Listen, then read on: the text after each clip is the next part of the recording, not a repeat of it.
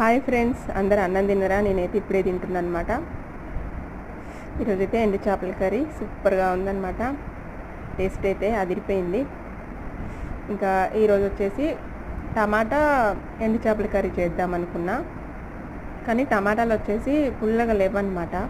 Hybrid టమాటాలు తెచ్చారు, అందుకనేసి కొంచెం చింతపండు పులుసు వేస్ట్ చేసిన ఇప్పుడు సూపర్గా ఉందన్నమాట. టేస్ట్ మంచిగా ఉంది. కొంచెం చింతపండు పులుసు పోసి మంచిగా ఉడికించిన అనమాట. చేపలు చిన్న చేపలు కదా, ఇంకా చింతపండు పులుసులో ఉడికి మంచిగా ఉల్లిగడ్డలు కొన్ని ఎక్కువ కోసిన, ఒక రెండు టమాటాలు వేసిన అనమాట. కొంచెం జీలకర్ర మెంతుల పొడి కూడా లైట్గా కొంచెం వేసిన. కూర మాత్రం సూపర్ ఉంది ఫ్రెండ్స్, సూపర్ టేస్ట్ ఉంది. ఎందుకు ఎండు చేపల కర్రీ మనం పులుసు చేసినప్పుడు చాలా బాగుంటుంది. ఈ టేస్ట్ అయితే ఏ కూర కనిపించదు నాకు, అంత బాగుంటుంది. ఇక నేనైతే అన్నం తింటున్నా ఫ్రెండ్స్. మీరు తిన్నారా? మరి కామెంట్ బాక్స్లో కామెంట్ చేయండి.